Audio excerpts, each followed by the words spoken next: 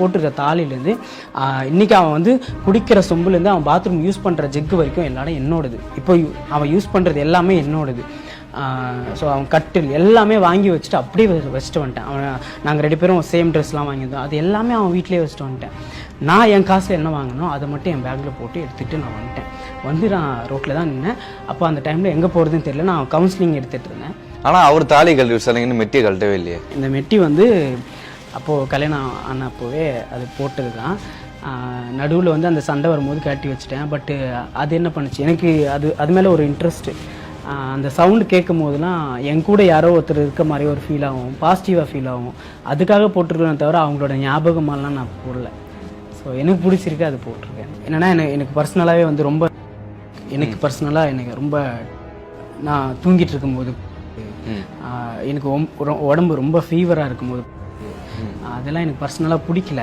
இது காலையில் ஏஞ்சி சொல்லுவான் நான் அந்த மாதிரி அப்படின்னு சொல்லுவான். அது தூங்கிட்டு இருக்கும்போது அது எனக்கு வந்து எப்படின்னா, எனக்கு அது பாடி பெயினாக தெரில, மனசளவுக்கு மென்டலாக ரொம்ப டிஸ்டர்ப் ஆகிட்டேன்.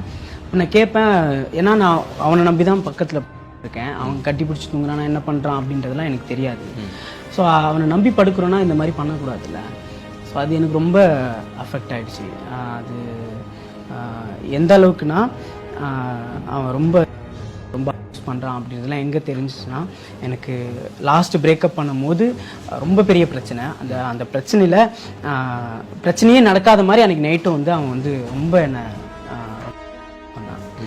அன்றைக்கி காலையில் விடிஞ்சு நான் ஒர்க்கு போகும்போது அங்கே ரோட்டில் உட்காந்து நான் வந்து அழுதேன். எனக்கு அப்போ தான் யோசிக்கிறேன், இவன் என்னெல்லாம் பண்ணான் என்ன அப்படின்னு. ஏன்னா எல்லா இடத்துலையுமே பார்த்திங்கன்னா மட்டும்தான் இருக்குது, அதில் லவ் எதுவுமே இல்லை.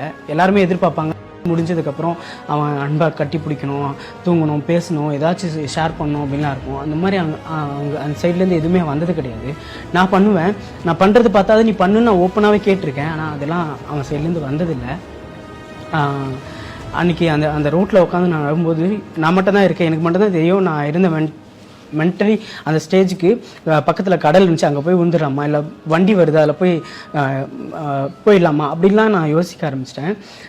அன்றைக்கி நைட்டு நடந்தது மட்டும்தான் எனக்கு வந்து இப்போ வரைக்குமே ரொம்ப கஷ்டமாக இருக்குது. அவங்க அம்மா வந்து ஒரு டைம் வந்து இருந்தாங்க, ரொம்ப இருந்தாங்க. அன்றைக்கி நைட்டு எனக்கு ஃபோன் பண்ணி, நீ வந்து அதை எப்படி சொல்கிறான்னா, நீ வரலன்னா அப்படின்ற மாதிரி ஒரு மாதிரி பேசினான். ரொம்ப ஹாஸ்பிட்டலில் இருந்தாங்க.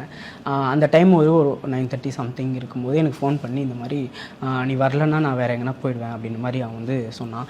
அது வந்து என்ன மாதிரி பிளாக்மெயில்ன்றது எனக்கு பிரேக்கப் டைமில் தான் எனக்கு புரியுது. அது வரைக்குமே சரி ஓகே வேறு யாருக்கும் போயிடக்கூடாது, நீ எனக்கு மட்டும்தான் அப்படின்றனால நான் அன்றைக்கி நைட்டு வண்டி பிடிச்சி நான் போகிறேன். அன்றைக்கி அங்கே ஹாஸ்பிட்டல் பாத்ரூமில் வச்சு அவன் வந்து இது மாதிரி.